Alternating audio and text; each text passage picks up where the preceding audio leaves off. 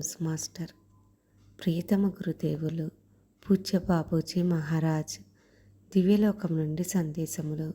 శుక్రవారము నవంబర్ 22, 2002 ఉదయం 10 గంటలు. అవును నా పుత్రి, ఇది తరచుగా తగినన్నిసార్లు నీకు చెబుతూనే ఉన్నాము. నీవు మానసికంగా అభివృద్ధి చెందుతున్నావు. నీ చుట్టూ జరుగుతున్న విషయాలచే నిన్ను ప్రభావితం కానీయకు. సంఘటనలకు తగిన ప్రాముఖ్యతను ఇవ్వు.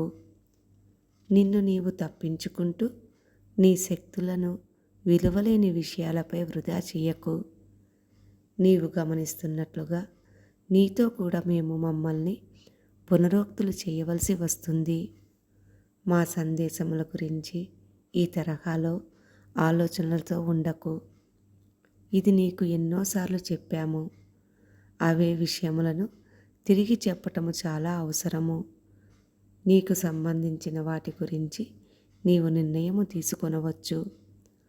మేము ఇచ్చిన మొత్తము గురించి విచారిస్తే మా సలహా ఎంతవరకు పాటించబడింది? మానవుడి తయారీ అలానే ఉంది. అతడు ఆలోచిస్తాడు, మర్చిపోతాడు. మరలా అటువంటి సందర్భాలలో అతడు ఉంచబడాలి. ఆ విధంగా ఈ ప్రయోగము తనలోని లోపములను ఎత్తి చూపటములో అంతమవుతుంది. మానవుడి మార్గాలను, విచారధారలను మార్చుట సునాయాసము కాదు. దానికి నిరంతర ప్రయత్నాలు కావాలి. తేలిక అనుకోవడము చాలా అనుకూలమైనది. ఎవరి జీవితము సరళము కాదు. త్వరలోనైనా ఆలస్యముగానైనా పరీక్షలు వస్తాయి. మంచి సలహా ఏమిటంటే వాటికి ఎదురుపడటము. అటువంటి సందర్భాలలో పట్టుదలగా తనలోని లోపాలను గమనించటమునకు సలహా ఇవ్వబడుతుంది. వ్యక్తిత్వం యొక్క బలము ఎవరినైనా వాటిని అధిగమించే అవకాశం ఇస్తుంది. నమ్మకముతో ఆ బలము తిరిగి స్థిరపడుతుంది. నమ్మకము కలిగి ఉండటము మానవుడికి అతి ఉత్తమమైనది.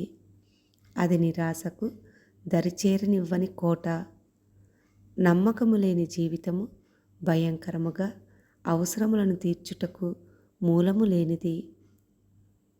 ఈ అదృష్టము కల నీవు అటువంటి మార్గమును పొందినందుకు మెచ్చుకోవాలి. అది నీ జీవితమునకు పూర్ణ అర్థమునిస్తుంది. బాపూజీ మహారాజ్.